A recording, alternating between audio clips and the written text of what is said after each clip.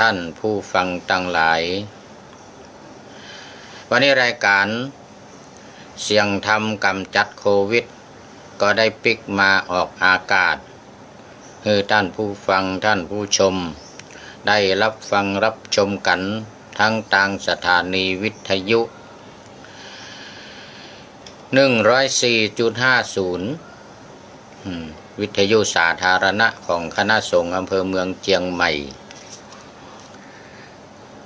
ตั้งอยู่ที่วัดฝ่ายหินตำบลสุเทพอำเภอเมืองเชียงใหม่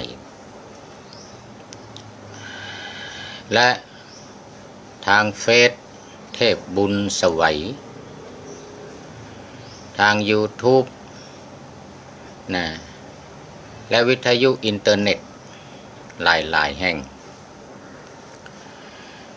ออกอากาศพร้อมๆกันไปรายการนี้ก็เป็นรายการมาแตนเสียงธรรมเสียงจากชุมชนสันทรายหลวงของท่านพระครูสังฆบริหารธรรมนูญธรรมคุโนวัดสันทรายหลวงอำเภอสันทรายจังหวัดเชียงใหม่ก็เพิ่นมาได้ออกอากาศมาเมื่อน่ะ 3-4 เดือนเข้าเดือนที่7แล้วเนอะแล้วนับตั้งแต่เดือนมกราคมมาท่านพระครูเอพร้อมเมื่อใดก็บอกเนอะช่วงนี้อาตมาพระครูปริยัติยานุศาสตร์ที่ปรึกษาเจ้าคณะอำเภอเมืองเชียงใหม่ก็เอารายการเสียงธรรมกำจัดโควิดมานำเสนอแทนอยู่เรื่อยมาแล้วก็เรื่อยไปเรื่อยๆก่อนตามปกติรายการประจำของอาตมานี่ก็คือรายการพระไตรปิฎกลอยฟ้าเรียกว่าพระไถยปิฎกะลอยฟ้าออกตอนเจ้ากับตอนเย็น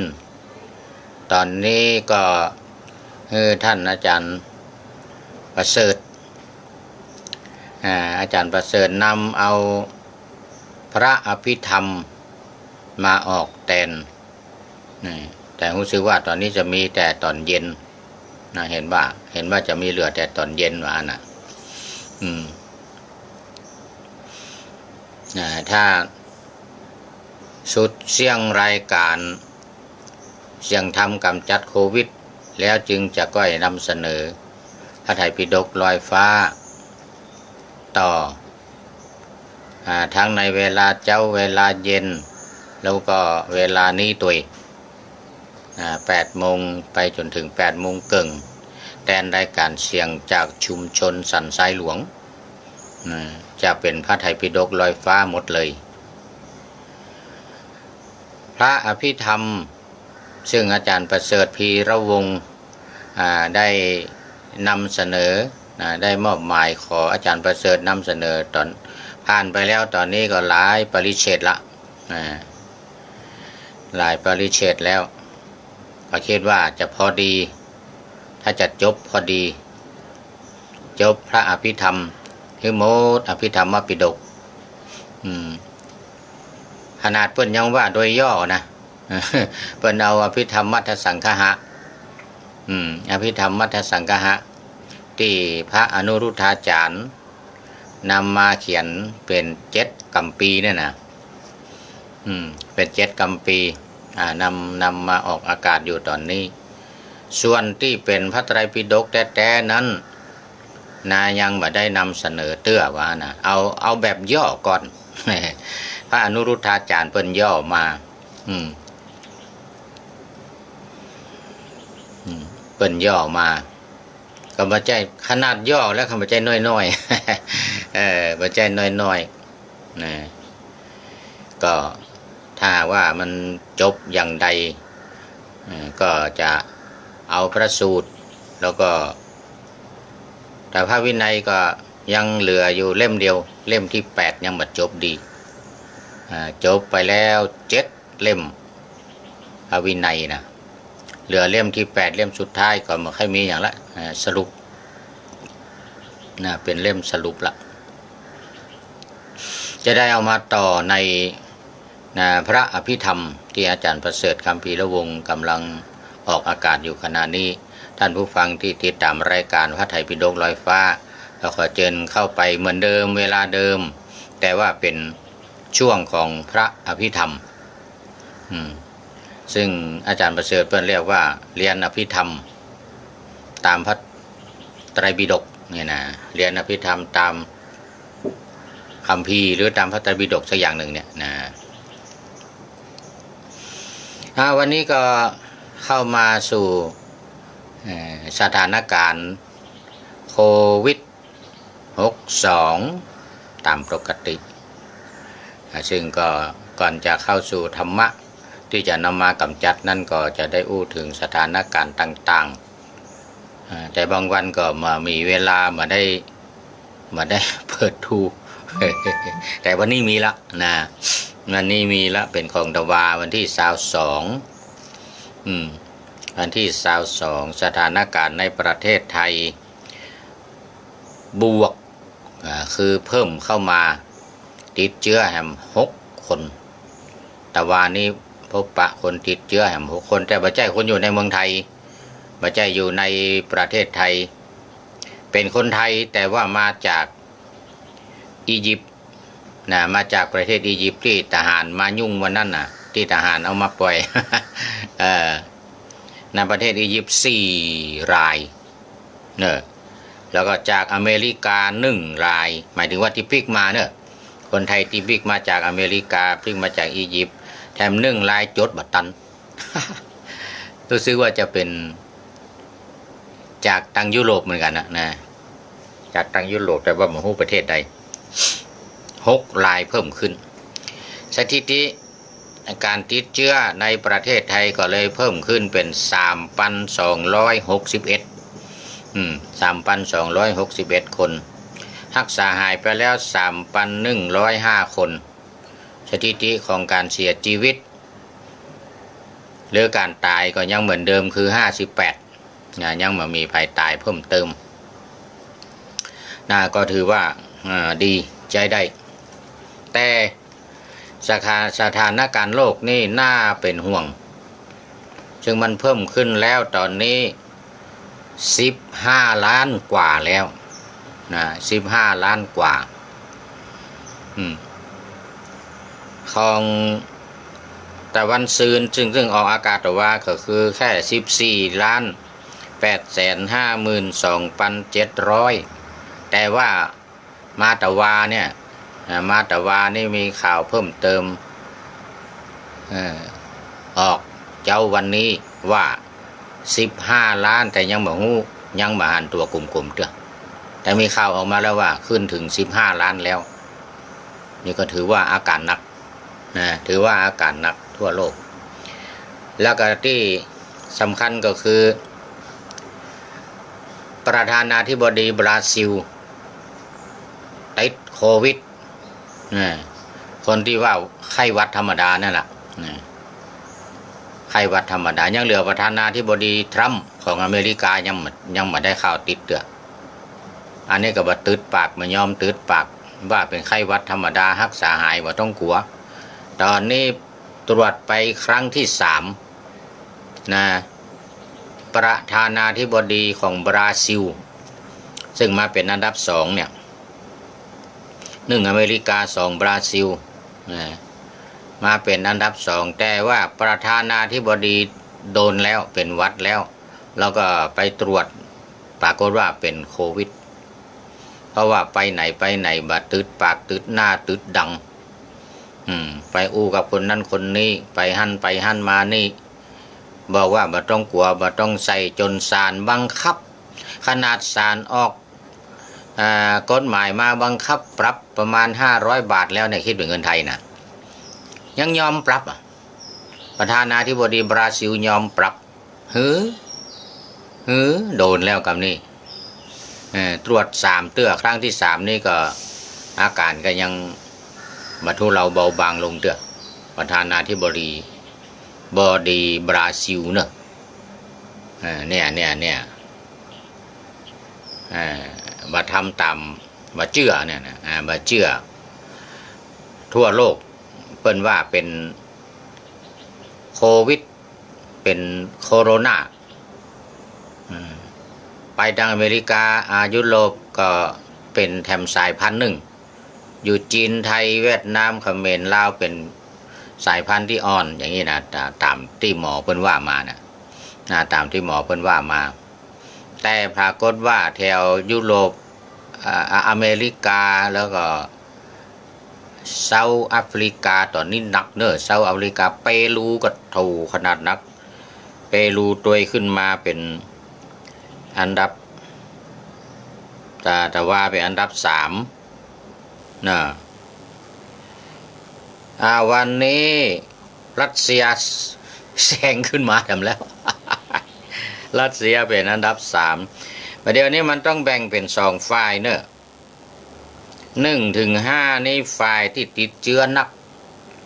6 ถึง 10เป็นฝ่ายที่เสียชีวิตนักนะเป็นฝ่ายที่เสียชีวิตนักมาดู1 ถึง 5 1 ถึง 5 USA อเมริกานะ3,961,429อันนี้ต่อวันซืนแล้วนะอันนี้สถิติต่อวันซืนอาจจะเป็น4 ล้านแล้วก็ได้วันนี้แน่ต้องขึ้นแน่แล้ววันนี้มันเก้าแต่วันซืนนี่มันเก้าละนะข่าวแต่ว่านี่ก็คือของตะวันซืน900,000แล้วสถิติในการเสียชีวิตก็นี่ถ้าจะผิดเฮ้ยเพราะวันก่อนมัน500,000ไปแล้วนี่ถ้าจะเขียนผิดนะตีเป็น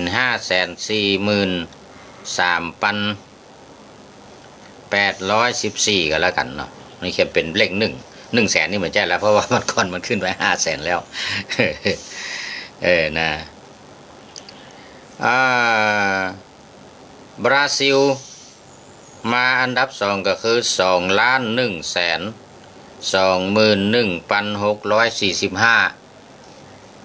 ข่าวออกแต่ว่าก็คือสถิติของตะวันซืน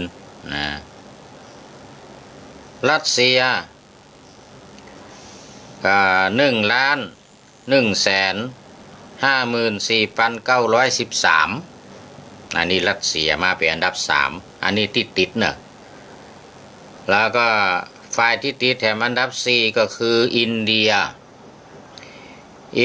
นี่ก็777,486แล้วก็เซาท์แอฟริกาเอาแล้วคราวนี้เซาท์แอฟริกามาเป็นอันดับ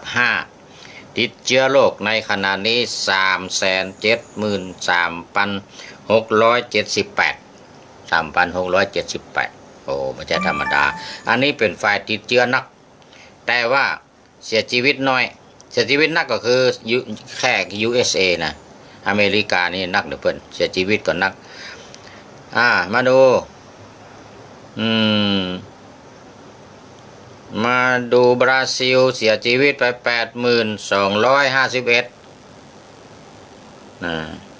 รัสเซีย 28,099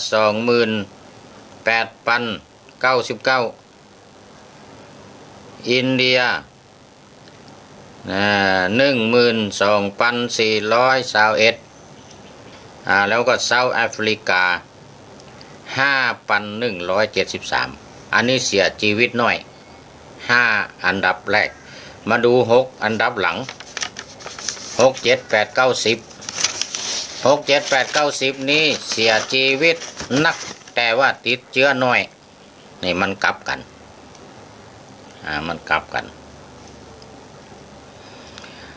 มาดูอันดับ1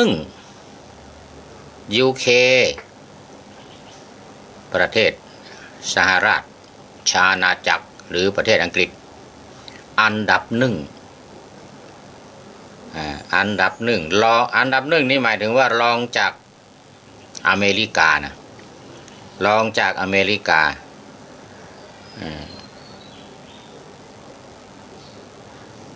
ติดเชื้อแค่ 295,372 แต่ว่าเสียชีวิต 45,312 45,312 สเปนเดี๋ยวขออภัยเม็กซิโกติดมาอันดับ2สถิติในการติดเชื้อโรคก็แค่349,396 แต่ว่าเสียชีวิตมาเป็นอันดับ2ของ UK ก็คือเสียชีวิตไป 39,485 นี่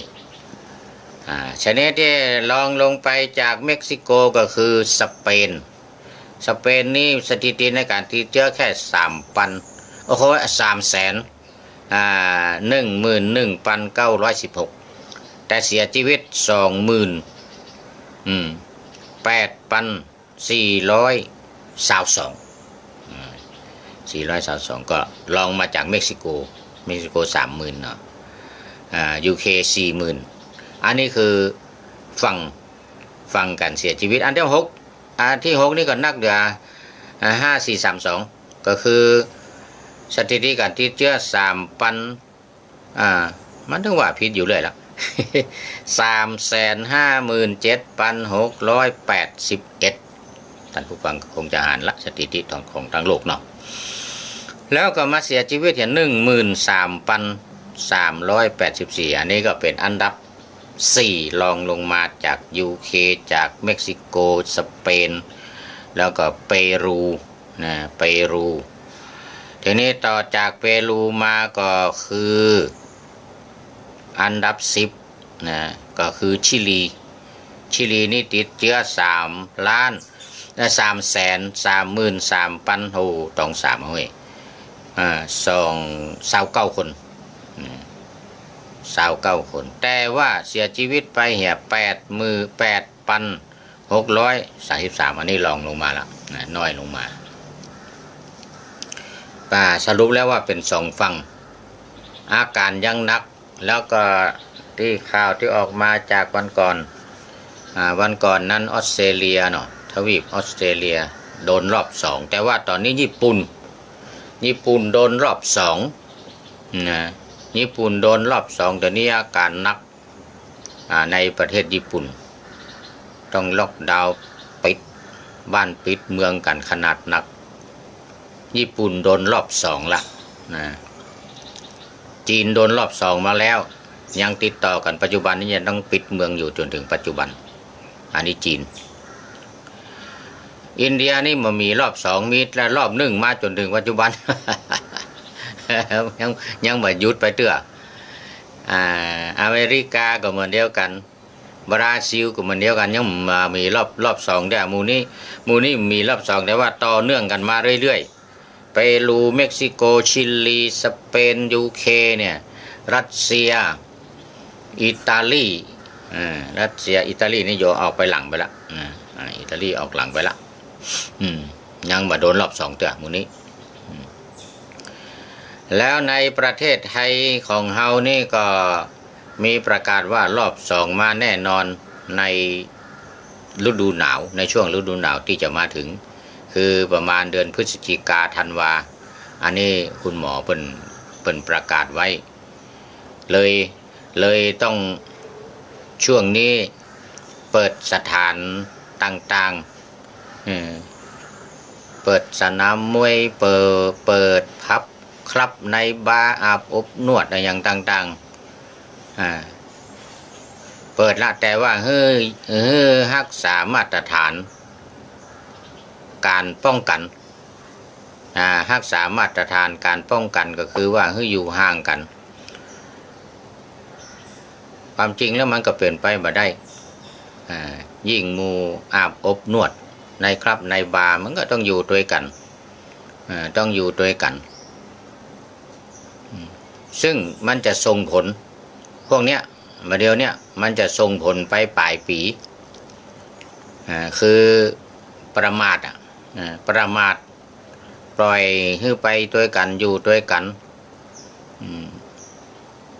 ปล่อยให้ไปด้วยกันอยู่ด้วยกัน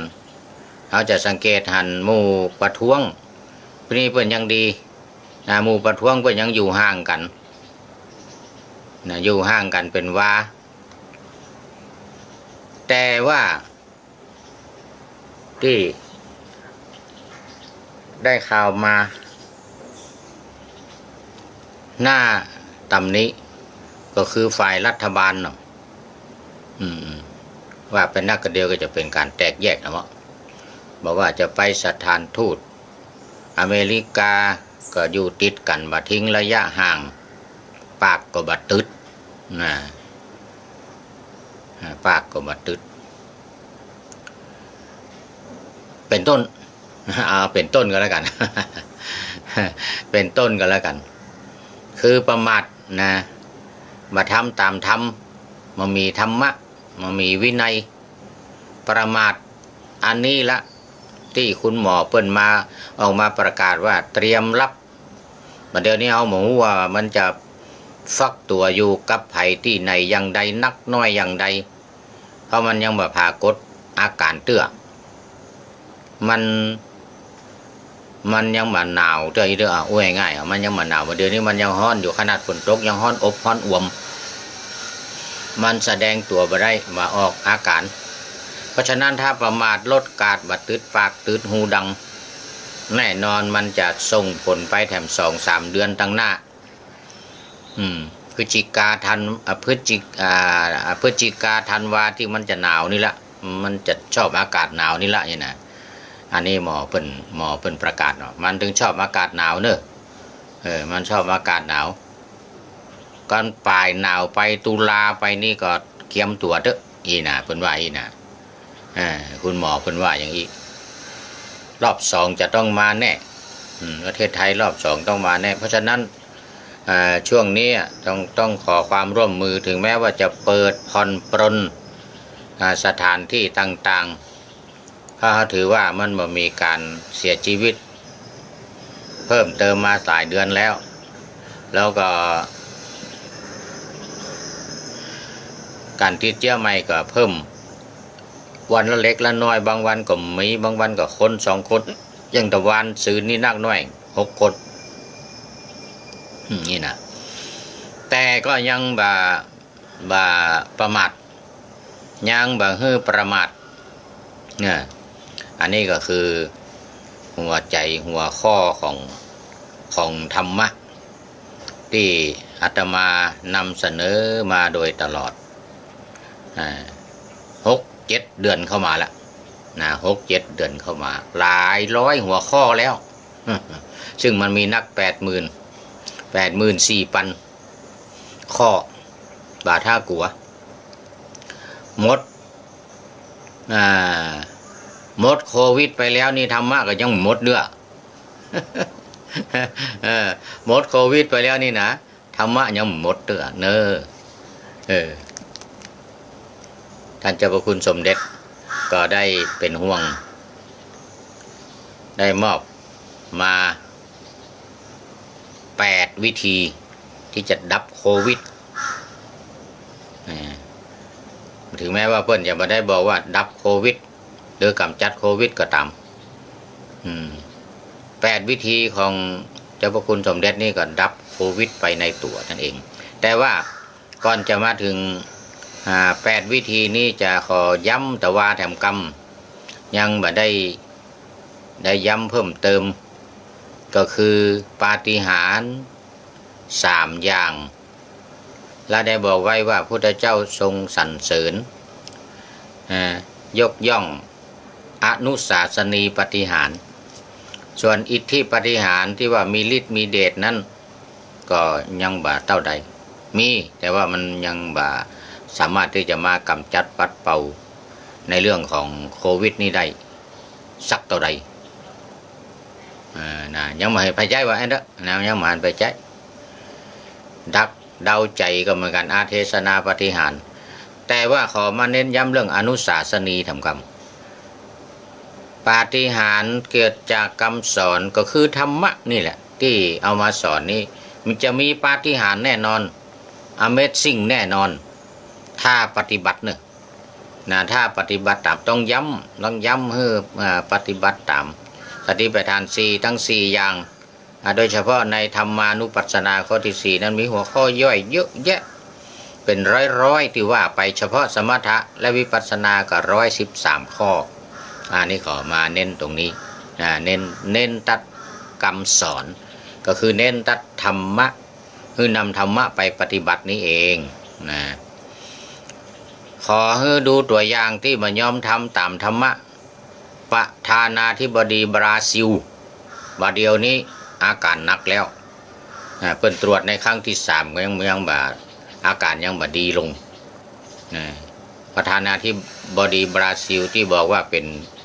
ไข้หวัดธรรมดาแล้วก็บ่ยอมปิดหน้าปิดตา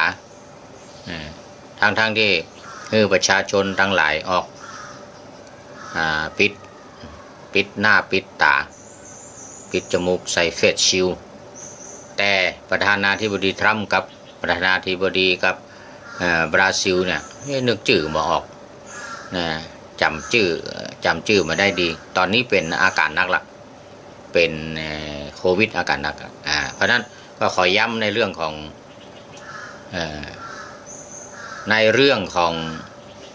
การปฏิบัติธรรมนำธรรมไปปฏิบัติซึ่งบ่ต้องรับหูรับตาบ่ต้องไปภาวนาแบบสมถกรรมฐานขอให้เอาแบบวิปัสสนานี่แหละขอให้เอาแบบวิปัสสนานี่แหละศึกษาให้เข้าใจฟังให้จำให้จดถ้าฟังบ่หมดจดไว้ขอให้ยึดถือว่าจำดีกว่าจดถ้าจำบ่หมดจดดีกว่าจำบางคนบัดจำบัดจดฟังแล้วลืมหมดเพราะบัดจดบัดจำมันมีสักอย่าง มันมีสักอย่างโอ้อาจารย์คิรินหินคงเข้ามาแล้วเนอะโบกมือให้หน่อยโบกมือหย่อยๆมาอาจารย์คิริน